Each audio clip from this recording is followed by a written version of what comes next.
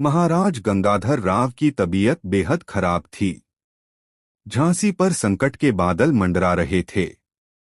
रानी लक्ष्मीबाई ने महसूस किया कि अब उन्हें केवल एक रानी नहीं बल्कि एक रणनीतिक गुप्त योद्धा बनना होगा।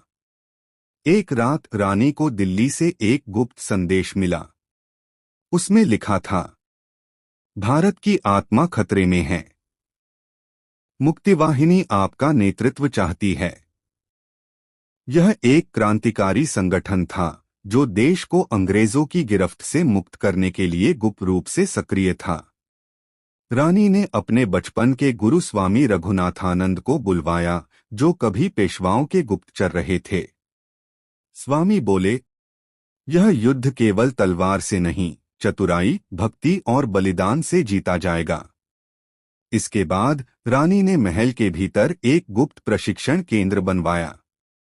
गुप्त सेना तैयार हुई, जिसमें महिलाएं, बुजुर्ग, व्यापारी, यहां तक कि अंग्रेजी शासन से असंतुष्ट कुछ सिपाही भी शामिल थे। वे सभी एक ही मंत्र पर तैयार थे, स्वराज हमारा जन्मसिद्ध अधिकार है। इसी बीच अंग्रेजों को झांसी में हलचल की जानकारी मिलने लगी। उन्होंने ग्वालियर की छावनी से झांसी पर आक्रमण की योजना बनाई। लेकिन रानी ने एक अद्भुत योजना बनाई। वो स्वयं पुरुष वेश में कालपी से ग्वालियर पहुंची और अपने विश्वस्त गुप्त सैनिकों के साथ अंग्रेजों के गोला बारूद केंद्र को नष्ट कर दिया।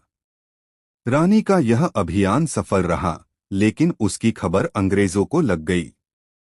अब निर्णायक युद्ध झांसी में हुआ। रानी लक्ष्मीबाई घोड़े पर सवार, तलवार लहराती हुई, अंग्रेजों की फौज से अकेली भिड़ गईं। उनके आखिरी शब्द थे, मैं अपनी झांसी नहीं दूंगी और भारत भी नहीं। रानी वीरगति को प्राप्त हुई, लेकिन उनका गुप्त संगठन मुक्तिवाहिनी 1857 की क्रांति की नींव बन गया। उनकी गुप्त योजनाएं, हथियारों के भंडार, प्रशिक्षित सेनाएं, सभी आगे चलकर पूरे देश में अंग्रेजों के खिलाफ लपट बनकर उठीं।